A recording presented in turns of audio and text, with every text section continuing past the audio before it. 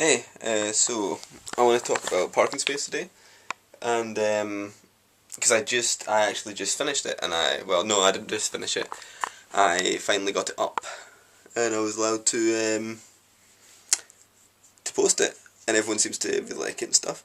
And I wanted to make a video just because it's significant, because it's the first legitimate filming job I've ever had, especially getting paid for one. I haven't got paid yet, but I still need to send him the details. I was meant to send him the day, I completely forgot, but I wouldn't have time anyway because I was working. But anyway, it seems to have gone down well. Working on it was really hard because I felt like the whole time I was letting them down with not doing it. But I just didn't have an idea for so long. Like normally, Normally, there's no pressure on making an edit because who really watches it? Just us, just for laughs and stuff, or I make one that's good skating or whatever. Pardon me. But I decided. I don't know. I just thought I'll wait, and I ended up making a good job of it. Well, I think it did anyway, and they seem to like it, so that's all that really matters. So what I'll tell you in the story. I'd been putting it off, and then I finally got around to making it. And he was like, I wanted done it, but I didn't say this specifically. But he's like, it'd be good if we done it by Christmas, and I was like, yeah, sure. So I done it. I posted it to him, and he said, can you change a couple of stuff? I'll phone you, and pretty much he sent me a message asking if he could call me, and I didn't get it for a couple of days, and then it was Christmas, and it was New Year's, and it was just one thing after another. And then the more time went past, the more weird I felt about contacting him. And then eventually I thought, right, I'll do it tomorrow. I'll definitely do it tomorrow. And that day I actually got another message saying, this is the changes I want you to make. Can you make them? And it'd be cool. And I did that, and then he thought it was good, and blah blah blah. And so I felt bad, so I sent him an email, and I thought I'd clear the air. I'd be like, right, listen, I'm really sorry about messing you guys about. I know it took way longer than I needed to, and all that. I'm glad you like it, but I hope it doesn't put you off working with me. And he sent me back an email. He'd really understand, saying that he understands, and it was fine. I didn't let him down. He'd be quite happy to work with me again, and it just underlines exactly what I've always felt, that the Stove are just so like welcoming to everyone. It's great. But he also said that he might be able to get me some more work. Like he'd help me. I could sit down with him and talk to him about getting clients and stuff like that. And maybe they could let me film the DMC, which is Dumfries Music Conference, I think it's. I just heard about it through the email, and they show films. He wanted to show a couple of films of mine, which would be cool. But also he wanted me to film the event. He hasn't said that. He said that, but he hasn't confirmed it. Is what I meant. I didn't want to say he hadn't said it because he had said it, but. So it's not confirmed, it's just a maybe. Well, even a maybe, it's just cool, just that he keeps me in mind and thinks I could be capable of doing something like that. So, it's really cool. I just really wanted to document. It's my first time, really, isn't it? It's my first proper filming job. And I feel like I've made a really good job of it. I'm really stoked on how it turned out.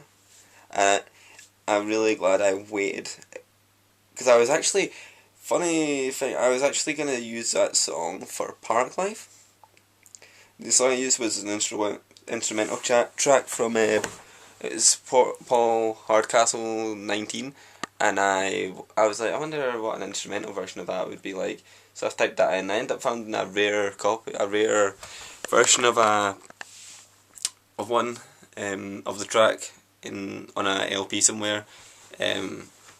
So I used that. It was really good. It sounded kind of underground, kind of like not Mission Impossible, but like kind of secret agency kind of thing. It turned out good. Some things I did want to do for that edit. I did want to have the colours like in the underground car park. It's not very well lit up, but it's like black tar all over it. But the curves are kind of like yellow, like painted yellow. I kind of wanted to keep all the I would do one of those things where you had all the colour taken out, a set from one colour, and I was going to have it yellow. and I tried to make it and it didn't turn out very well. I don't know if I probably was doing it wrong, but it's just the way things go. I actually think it turned out well despite that. I don't think that would have added anything really to it. I went out one night and done some time lapses for the intro of some cars and stuff, and I overlapped that onto skating around the street. I'm really glad I done that. Surprisingly enough, the time lapse that I thought was the worst, the one that was out of focus, like it was purposely out of focus, but like I didn't think that would turn out well. But for overlay, it was really well. Really worked well. And I was gonna reuse a video of Scott skating, like running across the street and getting on his board. That's what I had as a placeholder for the skating while the time lapse was on, and I changed that last minute to Jack skating along the road at like 1 AM down by Locker Briggs. And I'm glad I made that change. When Colin asked me if I could get some stuff changed, I actually thought what I was afraid he was gonna ask was if I'd spread out the bits that weren't skating, so it covered more, because I had it kind of in a chunk, if you know what I mean. I had a little bit cuts between, but I didn't. That's the kind of way I thought I was going to do it when I was filming it. But it's back in my mind, I was thinking that might not be what they want. But then the reason I did it that way was because they said do it in the style that you would normally do it in, like as if it's like a normal motion edit. That's the impression I got. So I just done what I would think I would do, and that's what I've done. But now, I thought he was going to make me change, like put more non-skating stuff in it, and the problem is I didn't have very much non-skating stuff apart from that, because of loads of different reasons actually. First of all, I was having too much fun skating and filming. Some of the time that I kind of lost track of what I was doing. The things that interested me the most were like obviously skating, because I'm a skater, but also the whole pop-up cinema and like the projectors, like the projections, should I say. I really thought they were cool. And then there was problems like the top, they had on the outdoor, the top floor, they had like it was like a outdoor golf kind of thing, but the problem was it was absolutely drenching it down, so that never really happened, so I never filmed that. Then just on the next floor there was just lights, and I filmed a little bit of that. Did I even put those shots in? I don't even think I did. No, I didn't put any of the shots. There was like these really low hanging lights. They were right like from there to about there, above the puddle. It was really weird. Don't know what they were there for at all. Because that's on the first night, the night before the actual event, when they had the ramps there, we had them set up on that floor. Did we? Yeah, we did, yeah. Because I got there after work. I got there about, who knows. It must have been when I was still in checkout, so I think it was like 9:30, something like that. I was pretty late, and I was only going there to drop off some clips to, I was dropping off my videos to Colin, and then when I got in there, everyone was skating, and I was like, fuck, just gotta start filming. I had my camera on me for... Why the fuck did I have my camera on me?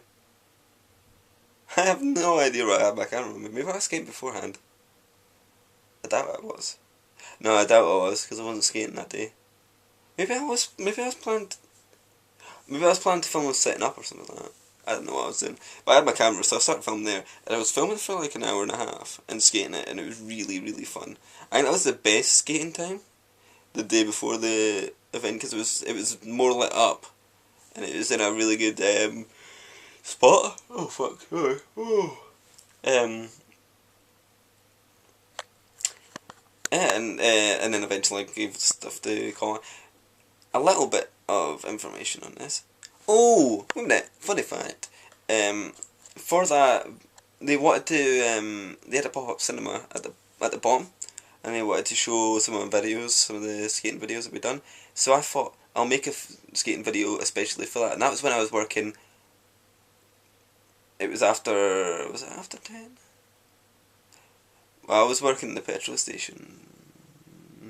Yeah, I was working the petrol station a lot. It might have been when I started working the petrol station actually, because me and Jack had been going out filming magenta kind of stuff.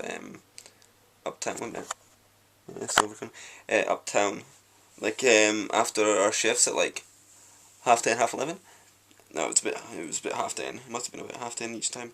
And we'd just go out and film like stuff with light and skate like spots and just skate like. And I wanted to get that video done, just me and Jack. Oh, sorry. For that thing, and I was like pretty much going doing this thing, going. I had all the clips together. I think I was just editing it, and it was really intensive editing. Like I'd be getting up. I'd booked the days off. That's what it was. I booked like half a week off to do this ParkingSpace thing, and me and Jack were like going out at like I say 10:30 or whatever, and I was like editing from when I got up till about 2 till we'd go to ParkingSpace, film ParkingSpace all night, go home, edit some more, and then on the last day I didn't think I'd get it done, and on the last day I just knocked it together and got it in, and showed it. It was so weird showing my new edit on like a pop-up cinema on the underground car park with the echo, the surround sound booming, look, all my friends watching, we were drinking. It was the best experience, right? And it's funny. The funny fact about that is one of the shots where Jack's riding along I think it was one of the first shots where he's riding around the street, and that was filmed at Locker Briggs one night. We'd went to check out this spot near Scott's house, and we were skating around with the light, and yeah, so I was filming that, and one of the shots, that shot that we used at the start, I actually reused that, like a different, we filmed that clip, that was a clip that lasted about 10 minutes, skating along the road, and I used a different part of that clip for the intro for ParkingSpace, so it's really weird that I actually used a clip from the video that I was making for ParkingSpace in the video I'm making of ParkingSpace as well. So it's like really weird and interconnected in that way. And then afterwards we went to Garnation, and I got really drunk and filmed that for the first time and take loads of photos, and that's how I got a job in Garnation as well. Well, not like a job in Garnation, but like I'm the filmer for Garnation now. So it's really cool. Like that was the best day for filming of my life. I don't know if I'll ever get better than that, but skating, best day of skating was done when me and Mihan went up to War of the Thistles and stuff, and then the Kelvin Grove edit afterwards, the Kelvin Grove skate in the bowl. So that's the best day of skating. I got the best day of editing. Honestly, I'm living the life. That's what I'm doing. So anyway, I'm gonna stop because I can't think of that much else to talk about.